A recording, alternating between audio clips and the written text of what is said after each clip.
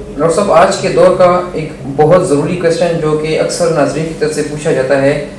चक्की का आटा या सफ़ेद आटा हमारी सेहत के लिए इनमें से कौन सा बेहतरीन है, और इनमें से किसी एक के नुकसान और फ़ायदे के बारे में भी बात कीजिएगा। जी बिल्कुल। सबसे पहले चक्की का आटा और सफ़ेद आटा जो मैदा होता है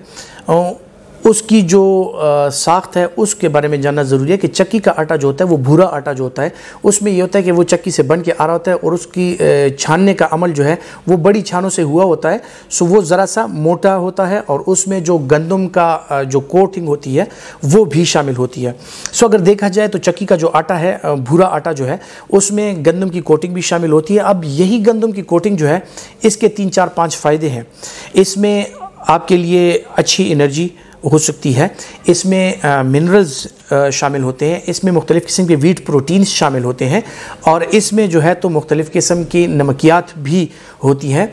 इसमें जो है तो रेशा यानी फ़ाइबर होता है जो हम इस्तेमाल करते हैं। सो जो लोग चक्की का आटा इस्तेमाल करते हैं उनको रेशा यानी फ़ाइबर और इसके अलावा मुख्तलिफ़ मिक़दार में प्रोटीन्स, एनर्जी, न्यूट्रिएंट्स यानी मिनरल्स वगैरह वो अच्छी खासी मिक़दार में मिल रही होती हैं। सो इन लोगों का अगर मुआवजा किया जाए उन लोगों से जो बिल्कुल ही मैदा यानी सफ़ेद आटा इस्तेमाल करते हैं, उनसे अगर कंपैरिजन किया जाए तो इस आटे में जो ग़िज़ाइयत है वो भी ताकत के लिहाज से और पेट की जो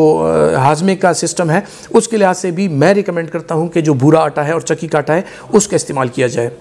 क्योंकि जो सफ़ेद आटा है उसको बड़ी बारीक छानों से छान के और उसका जो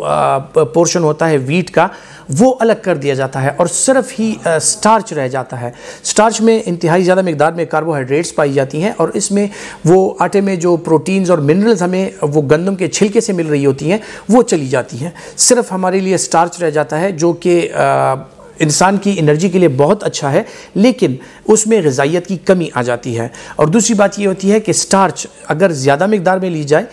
उससे मोटापा बढ़ सकता है, उससे शुगर का एहतमाल रहता है और उससे हाजमे की बीमारियां रहती हैं। प्लस दूसरी बात ये होती है कि जो सफ़ेद आटा है यानी जो बारीकी से छना हुआ है उसमें रेशा नहीं रहता। सो उसकी वजह से जो है लोगों में अक्सर कब्ज़ की शिकायत, गैस की शिकायत और बदहज़मी की शिकायत उन लोगों में ज़्यादा रहती हैं जो भूरे आटे की निस्बत मैदे का इस्तेमाल ज़्यादा करते हैं या सफ़ेद आटे का इस्तेमाल ज़्यादा करते हैं। सो नेचुरली जो एक चीज़ है उसकी भरपूर ग़िज़ाइयत इसी में है कि अगर आप भूरा आटा लें, चक्की का आटा लें, जिसमें गंदम की भी ग़िज़ाइयत होगी, जिसमें मिनरल्स, विटामिन्स और प्रोटीन्स सब कुछ होगा। सो उससे आपको अच्छी ग़िज़ाइयत भी मिलेगी, रेशे भी मिलेंगे, आपका निज़ाम-ए-इंहिज़ाम जो है वो भी बेहतर रहेगा और आपको अच्छी एनर्जी मिला करेगी और उसका कोई नुकसान भी नहीं होता।